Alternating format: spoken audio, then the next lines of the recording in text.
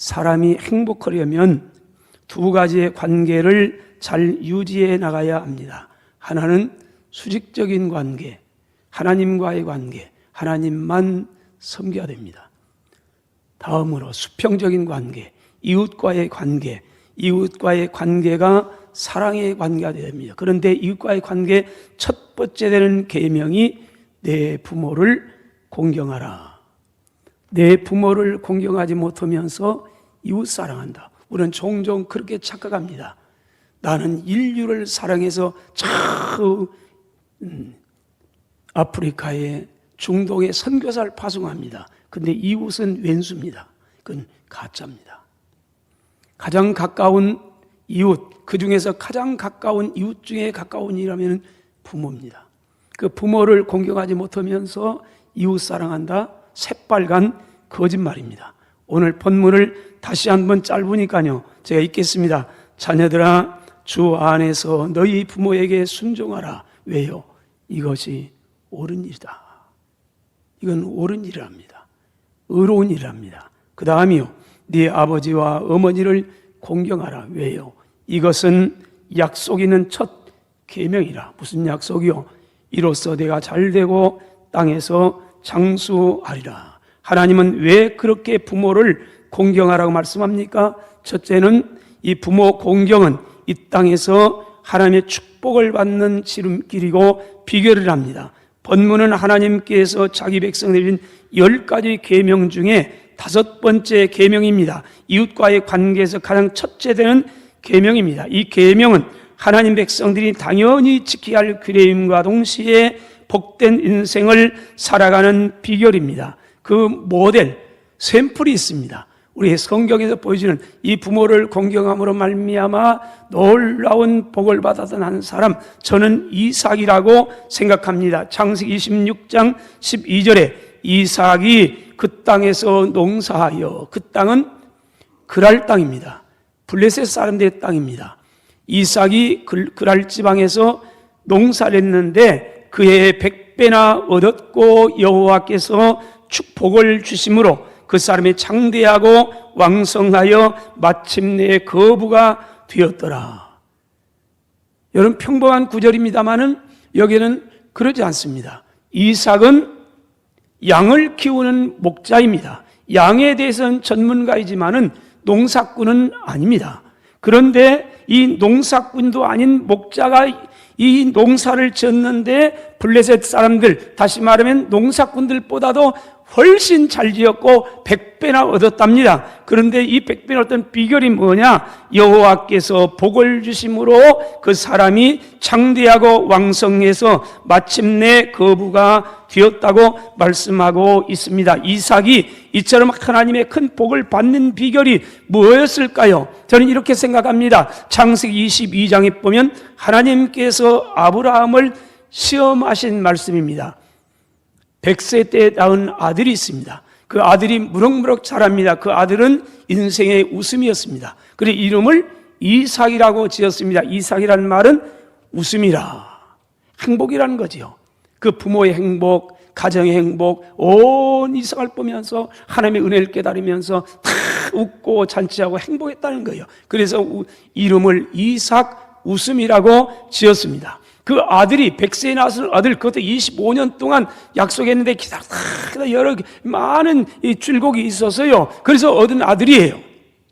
이 아들이 성장하는 걸 보면서 이삭은 행복했을 겁니다. 아브라함은 행복했을 겁니다. 그의 아내 사라도 아마 행복했을 겁니다.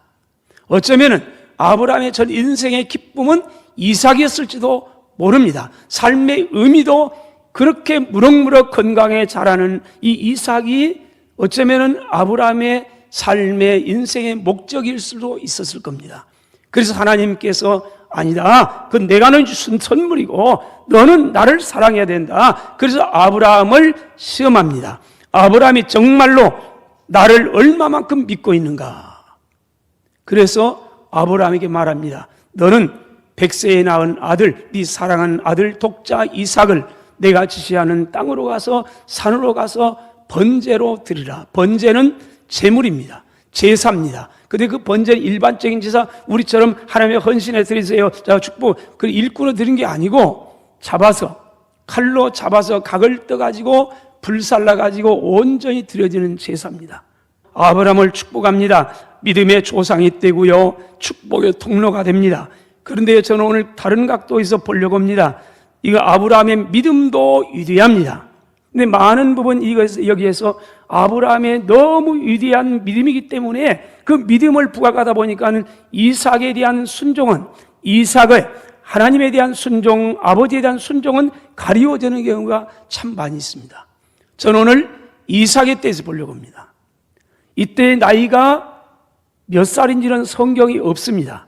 다만 학자들마다 다 다릅니다만은 18세에서부터 7세에서부터 30세까지로 봅니다. 그렇다면은 지금 저 부엘세바 사흘길을 걸어서 와가지고 예루살렘에서 제물로 드려질 때니까요, 사흘길을 아버지와 함께 다른 종들과 함께 걸어올 수 있을 정도라는 거예요.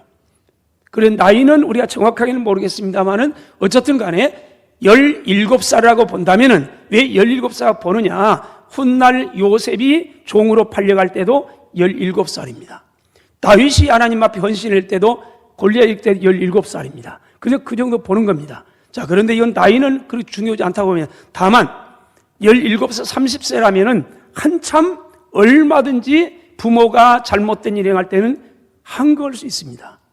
하나님이 예수님을 지극히 높여 모든 이름 위에 뛰어난 이름을 주셨습니다. 하늘에 있는 자들과 땅에 있는 자들과 땅 아래에 있는 자들로 모든 입 무릎을 예수의 이름에 꿇게 하셨습니다. 또 모든 입으로 예수 그리스도를 주라 시인의 하나님 아버지께 영광을 돌리게 하셨느니라. 사랑하신 여러분, 하나님의 계명 따라 부모를 공경하여 순종함으로 하나님께서 준 땅에서 잘되는 축복이 있기를 주의 이름으로 축복합니다. 둘째로 왜 부모님을 공경하라고 말씀할까요? 두 번째입니다. 부모님의 사랑과 은혜가 크기 때문에 그렇습니다. 하나님에 대한 사랑과 헌신 충성이나 이웃에 대한 사랑이나 부모님에 대한 공경의 동기가 중요합니다. 왜 우리가 하나님만을 믿고 사랑하며 살아야 합니까? 여러분들은 왜 그렇게 하나님을 향해서 봉사하려고 애씁니까? 여러분 질문하세요. 축복 때문에, 내가 구원받은 은혜 때문에, 구원받았기 때문에, 아니면 말씀 불순종하면 하나님이 이놈하고 야단칠까봐 그렇습니까? 여러분, 저도 그렇게 믿습니다. 여러분이 충성하고 우리가 충성하면 하나님께 복을 준다, 저도 믿습니다. 그것 때문에, 그러나 충성하고 헌신하는 것은 아닙니다. 그것은 결과적인 것뿐입니다. 동기가 있습니다. 왜 우리가 주님을 믿고 주님을 순종하려고 하고 주님에 대한 봉사를 그렇게 몸부림치느냐? 그것은 사랑입니다. 하나님이 저와 여러분을 사랑했습니다. 그 사랑이 말이 아닙니다. 나타났습니다. 어디에요? 십자가예요. 그래서 십자가 사랑이라고 말합니다. 요한복음 3장 16절입니다. 하나님은 말로 사랑한다, 말로 사랑, 그러지 않았어요. 하나님이 세상을 이처럼 사랑했습니다. 어떻게 해요? 독생자를 주기까지요. 왜 줬나요? 믿는 사람마다 멸망치 않고 영생을 얻게 하려고, 내 자녀 삼으려고요. 그 사랑입니다. 여러분, 이 사랑이 오늘 저와 여러분을 강권하시기를 축원합니다. 여러분은 주님을 사랑합니다. 아이고, 사랑하지 않으면 복을 못 받으니까 그런 사람이 있습니다. 맞아요. 그러나 그것은 온전한 신앙은 아닌 겁니다. 누가복음 15장은 우리 흔히 말하는 탕자의 비유라고 말합니다. 그러나 저는 탕자의 비유라기보다는 탕자를 기다리는 아버지의 마음이라고 저는 그 비유를 그렇게 해석하고 싶습니다. 아버들이 집을 나갔습니다. 아버지의 사랑을 거절하고 유산 달라고 해서 아주 불효막심을 넘습니다. 왜냐하면 유산이라는 것은 죽을 때 주는 겁니다. 그런데 아버지가 두 눈을 부릅뜨고 계시는데 유산 달라는 겁니다. 다 잘못 오해하면 나 죽으라는 거냐? 그럴 수도 있습니다. 그런데 줍니다. 아버지는 알아요. 가면은 쫄딱 망할 거. 그런데도 그걸 달라고 하니까 주어요. 그리고 아버지는 기다립니다. 기다리고 또 기다리고 또 기다리고 때가 됩니다. 집을 나갔던 탕자는 그야말로 탕자가 됩니다. 가지고 왔던 아버지는 다 탕진하고 세월도 탕진하고 건강도 잃어버리고 인생 만신창이가 됩니다. 그리고 생각합니다. 내 아버지 집에는 참 이랬는데. 그리고 회개하고 돌아옵니다. 이렇게 20절 기록합니다. 이에 일어나서 아버지께로 돌아가니라. 그런데 더 돌아가는 것보다 더 극적인 상황이 있습니다. 아직도 거리가 먼데 아버지가 그를 보고 측은히 여겨 달려가 목을 안고 입을 맞추니라. 어떻게 돌아온지 알았을까? 하나님의 얼굴은 언제나 하나님의 자녀를 향하였습니다. 19절입니다. 지금부터는 아버지의 아들이라 일컬음을 감당하지 못하겠습니다. 아들이 돌아와서 말합니다. 지금부터는 아버지 아들 일컬음을 감당하지 못하겠습니다. 나를 품꾼이 하나로 보소서 아니라. 여러분, 품꾼이 하나로 나를 보세요. 품꾼이 하나, 종이에요, 종. 나를 종으로 알아주세요. 아들이 아니고 종으로 달라는 거예요. 왜요? 죄를 지었으니까 종으로만 써주세요. 그런데 아버지는 뭐라고 말합니까? 24절. 내 아들은 내 아들이랍니다. 내 아들은 죽었다가 다시 살았으며 내가 잃었다가 다시 얻었노라. 아버지에게 있어서 이 아들은 여전히 사랑하는 아들이었습니다. 아버지의 말씀을 거역했던, 아버지의 재산을 탕진했던 그것과는 전혀 상관이 없습니다. 그 아들이 어떻게 변했던 건 상관이 없습니다. 옛날에 빚가비가 있던 그 아들이나 지금 거짓골이 되었던 그 아들이나 여전히 아들은 내 사랑하는 아들이라는 겁니다. 그런데 아들은 착각하고 있습니다. 내가 효도할 때는 아들인 것 같아요. 내가 아들이었어요. 근데 이 불효의 땅에서 아들이 갑자기 종이 된 겁니까? 우리들 또쯤에는 그런 신앙을 많이 갖고 있습니다. 하나님께 충성하고 헌신하면 힘납니다. 좋은 거지요. 그래서 때로는 목에 힘들어갑니다. 잘못은 저 이렇게 산다고 그런다고 그럽니다. 그러다가 우리의 신앙이 나락으로 떨어집니다. 그럼 하나님 앞에서 나 종으로 써주세요. 아버지는 뭐예요?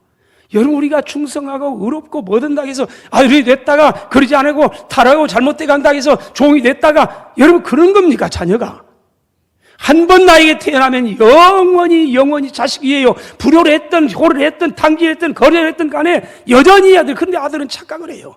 근데 그 착각이 오늘 저와 여러분 본다는 겁니다. 거기에 문제가 있습니다. 여러분 충성 많이 하세요. 그냥 기억하세요. 아들로서 딸로서 자녀로서 충성하고 헌신하세요. 종이 되면은 내가 종이 되면 하나님의 복을 못 받을까 봐서 벌벌벌 떨면서 종 될까 봐 그래서 충성하고 그래서 헌신합니까? 그럼 여러분은 하나님의 자녀가 아닙니다. 저는 하나님의 자녀입니다. 왜요?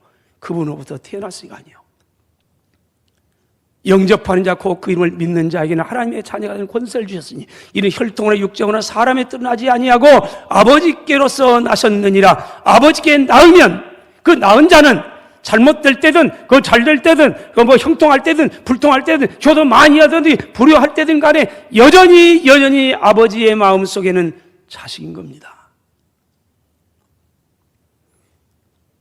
아가서는 하나님께서 우리를 어떻게 얼마만큼 사랑하는지를 솔로몬이라는 이 임금과 술람이라는 저 시골의 한 처녀와의 사랑의 노래로 우리를 불러줍니다. 하나님이 저와 여러분을 얼마만큼 사랑했는가. 그래서 아가서라고 말합니다. 아가서란 말은 노래 중에 노래. 하나님과 우리 죄인과의 관계를 이렇게 말합니다. 도저히 이루어질 수 없는 사랑. 솔로몬은 왕이에요. 먼 국민들로부터 존경받고 칭찬받는 그런 왕이에요. 여러분, 24% 인기 있는 그런 왕이 아니란 말이에요. 외국서도 인기가 있어가지고 그 말 들으려고 수백 미끼를 찾아와요. 그래 존중받는 왕이에요. 온 나라가 솔로몬 거예요.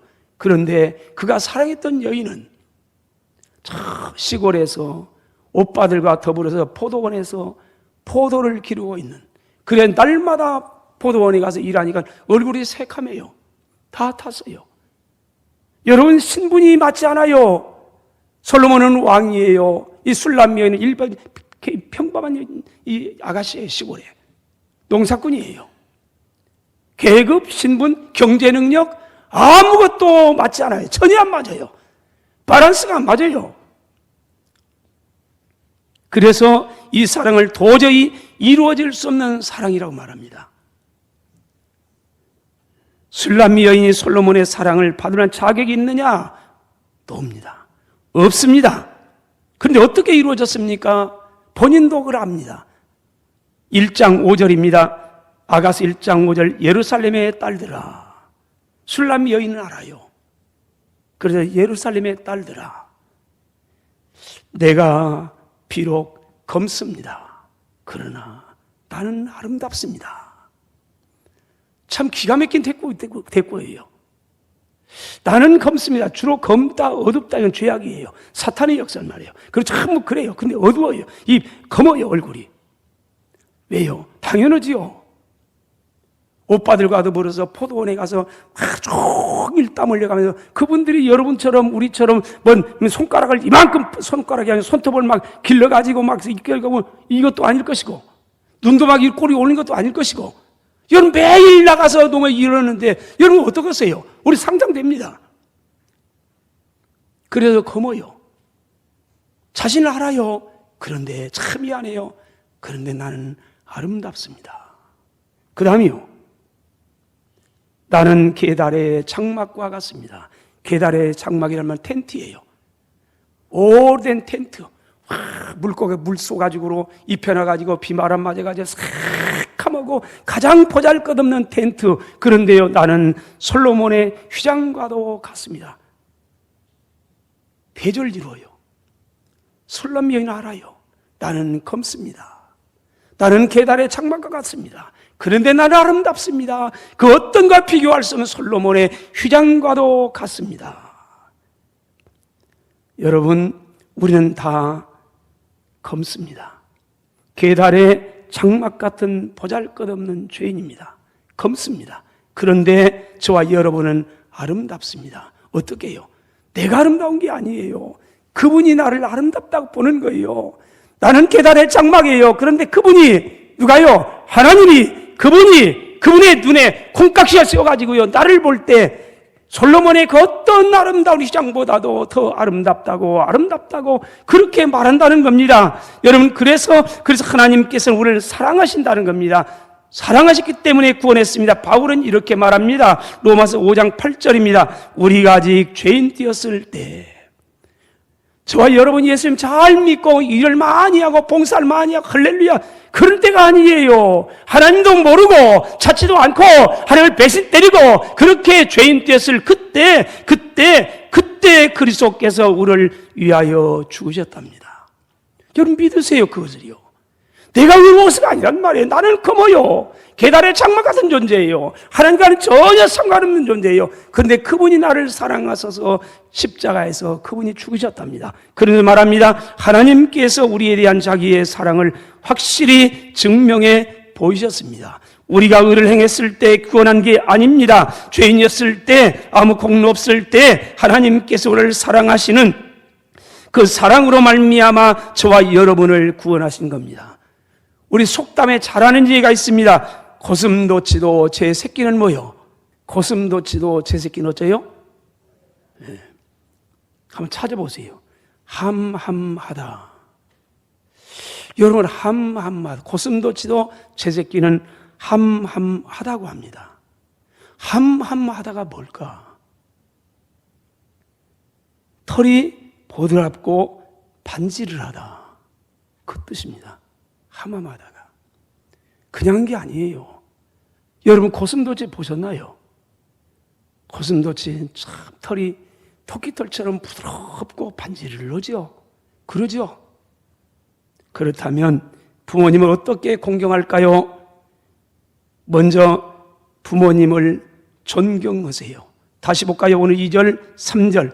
내 아버지와 어머니를 공경하라.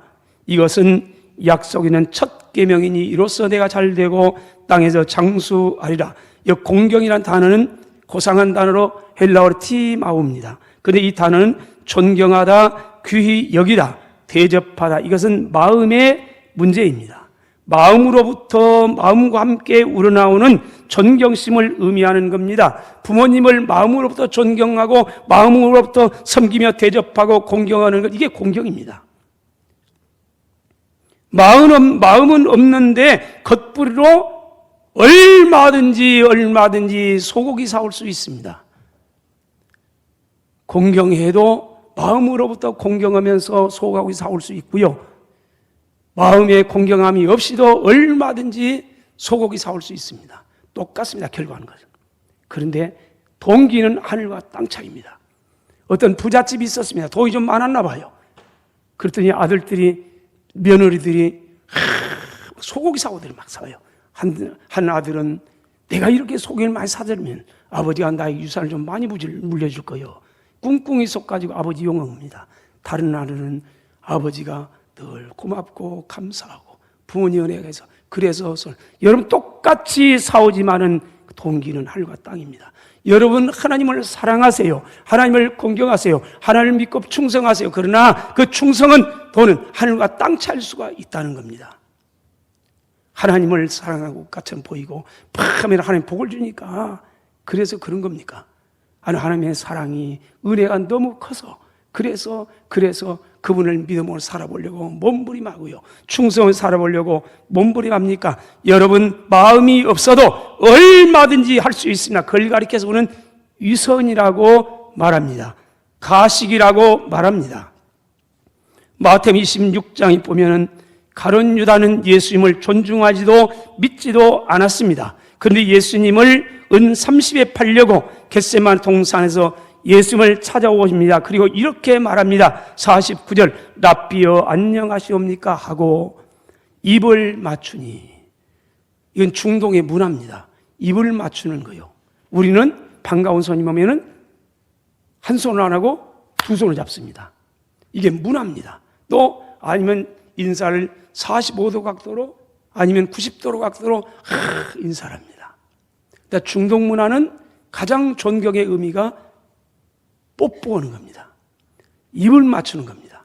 그럼 여러분 보세요. 가끔 오늘 또 국빈 정상들이 중동 사람 딱 만나면 어떻게 해요? 가면 포옹을 하면서 입을 맞춰요.